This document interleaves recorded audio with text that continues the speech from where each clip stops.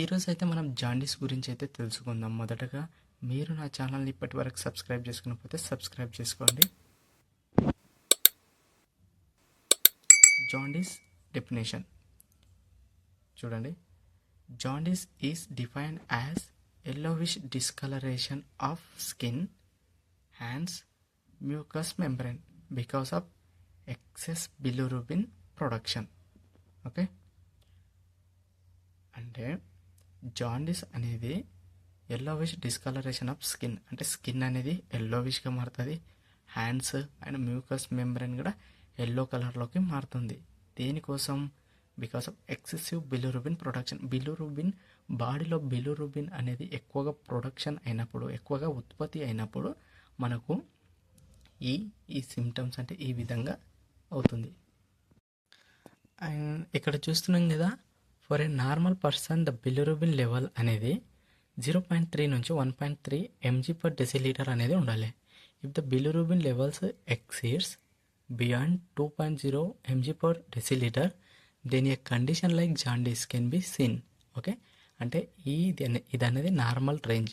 దీనికంటే ఎక్కువ అయిందనుకో దాన్ని అప్పుడు మనము జాండీస్గా పరిగణిస్తాం. ఓకే, ఇక next classification of the jaundice. ఎన్ని టైప్స్ ఉంటాయి?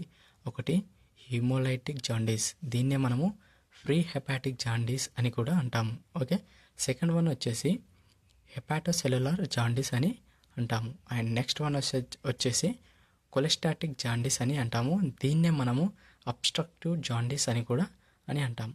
అండ్ ఫోర్త్ వన్ వచ్చేసి నియోనేటల్ జాండీస్. ఓకే, ఇప్పుడు ఒక్కొక్క దాని గురించి క్లియర్గా తెలుసుకుందాం. హిమోలైటిక్ జాండీస్ అంటే ఏమిటి? Over destruction of the red blood cells. Okay, or due to inappropriate erythropoietic process there is excess production of the bilirubin. Okay, example ఏంది చూస్తున్నారు కదా, intra hepatite, sickle cell anaemia. Extra hepatic అనేది cirrhosis, malaria. And next one వచ్చేసి hepatocellular jaundice, most common type of jaundice because of damage to the హెపాటోసైట్స్ని అంటే liver ఉంది కదా, ఆ లివర్ సెల్స్ని డ్యామేజ్ చేస్తుంది. ఓకే, అందుకని ఇది common. The bile is not being produced. Okay, bile అనేది ప్రొడ్యూస్ కాదు. దానివల్ల ఏంది అంటే ఇన్ఫ్లమేషన్ టు ద లివర్ అనేది లివర్కి ఇన్ఫ్లమేషన్ చేస్తుంది, అంటే లివర్ని డ్యామేజ్ చేస్తుంది. Where intern bilirubin is not uptaken by the bile, అంటే బిలిరూబిన్ని ఇది తీసుకోలేకపోతుంది. దానివల్ల మనకు ఈ జాండీస్ రావడానికి ఛాన్సెస్ ఎక్కువగా ఉన్నాయి. అండ్ ఎగ్జాంపుల్ ఇక్కడ చూస్తున్నా కదా, viral hepatitis, alcohol consumption, cirrhosis అవి. And cholestatic jaundice, obstructive jaundice అంటే any obstructive to the small bile duct within the liver, అంటే లివర్ లోపనే స్మాల్ బైల్కి అబ్స్ట్రక్ట్ అయితే దాన్ని మనము కొలెస్టాటిక్ జాండీస్ అని అంటాము. Or large bile duct, small duct లేదా లార్జ్ డక్ట్. లార్జ్ అంటే ఇక్కడ out of the liver will leads to the inappropriate bile flow. Okay, example ఏంది, gall bladder. Okay, and last one వచ్చేసి నియోనేటల్ జాండీస్. ఇది మోస్ట్గా మనము చిన్నపిల్లల లోపల అబ్జర్వ్ చేస్తుంటాం. ఇక వచ్చేస్తే ఎపిడెమాయాలజీ.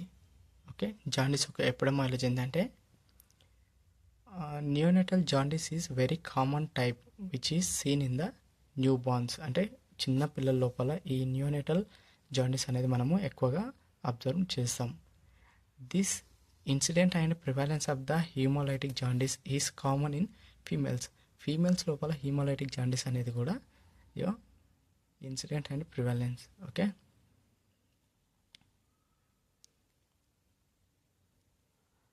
hepatocellular jaundice is again a common type that can be seen either in adults or children, etc. Okay, hepatocellular jaundice is again a common type that it can be seen either in adults and children. Okay, obstructive is more common in young children. అంటే ఒక్కొక్క jaundice ఉంది కదా, అది ఎక్కడ common, ఎవరి లోపల common అనేది మనకు క్లియర్గా ఇక్కడ అయితే తెలుస్తుంది ఎపిడెమాయాలజీ. ఈటియాలజీకి వస్తే చూడండి, ఆటో ఇమ్యూన్ డిసీజ్. ఓకే, ఒకటి auto immune disease. Second one వచ్చేసి viral, hepatitis A, hepatitis B, hepatitis C and D. And iron deposition కావడం వల్ల కూడా మనకు ఈ జాండీస్ అయితే రావడానికి కారణం. And copper deposition. ఓకే, ఈ ఈటియాలజీ అనేది 3 టైప్స్గా ఉంటుంది. ఒకటి pre hepatic cause. Okay, pre hepatic కాజ్లో ఏమొస్తుంది? Haemolytic anaemia, sickle cell anaemia, cirrhosis and malaria, auto immune disease. And next one వచ్చేసి intra hepatic cause. Intra hepatic cause అంటే ఏంటంటే bile duct obstruction and gall stones and tumours and drugs. Okay, వీటి వల్ల ఇది వస్తుంది. And post hepatic cause ఏంటంటే obstruction to the bile duct which are present after the liver. ఇది aetiology of the jaundice. ఇక మనం ప్యాథోఫిజియాలజీ చూద్దాం జాండీస్ది. Pathophysiology అనేది 3 టైప్స్లో ఉంటుంది. Pre hepatic cause, intra hepatic cause and post hepatic cause. Okay, pre hepatic కాజ్లో ఏమవుతుందంటే హీమోలైటిక్ అనేమియా ఉంటుంది. దాని sickle cell anaemia, blood transfusion and haemolytic drugs. దాని ద్వారా ఏమవుతుందంటే ఇక్కడ చూడండి, న్యూ ఆర్బీసీ డిస్ట్రక్షన్ అవుతుంది. ఓకే, న్యూ ఆర్బీసీ అనేది డిస్ట్రక్షన్ అవుతుంది, అంటే ఆర్బీసీ పెరగకుండా అవుతుంది. దానివల్ల ఏమవుతుంది? ప్రీ హెపాటిక్ కాజ్ అవుతుంది. ఓకే, దానివల్ల ఇంక్రీజ్ అన్కాంజుగేటెడ్ బిలిరూబిన్, దానివల్ల జాండీస్ అనేది వస్తుంది. సిమిలర్గా ఇవి కూడా అంతే, cirrhosis hepatitis plus obstruction to the small ducts. దానివల్ల ఏమవుతుంది? డ్యామేజింగ్ టు ద హెపాటోసైట్స్ అనేది డ్యామేజ్ అవుతుంది. దానివల్ల ఏమవుతుంది? హైపర్ బిలిరూబినేమియా, అంటే బిలిరూబిన్ అనేది ఎక్కువగా ప్రొడ్యూస్ అవుతుంది. దానివల్ల జాండీస్ అనేది రావడం జరుగుతుంది. అండ్ నెక్స్ట్ వన్ వచ్చేసి సిరోసిస్ హెపటైటిస్, ప్యాంక్రియాటిక్ సిరోనేమియా. ఓకే, ఇంక్రీజ్ అన్కాంజుగేటెడ్ బిలిరూబిన్, దీనివల్ల కూడా జాండీస్ అనేది వస్తుంది. ఓకే, ఇక మనము సైన్స్ అండ్ సిమ్టమ్స్కి వస్తే, అంటే క్లినికల్ మేనిఫెస్టేషన్కి వస్తే ఇక్కడ మనం చూడొచ్చు, yellowish discoloration of the skin, eyes, mucous membrane.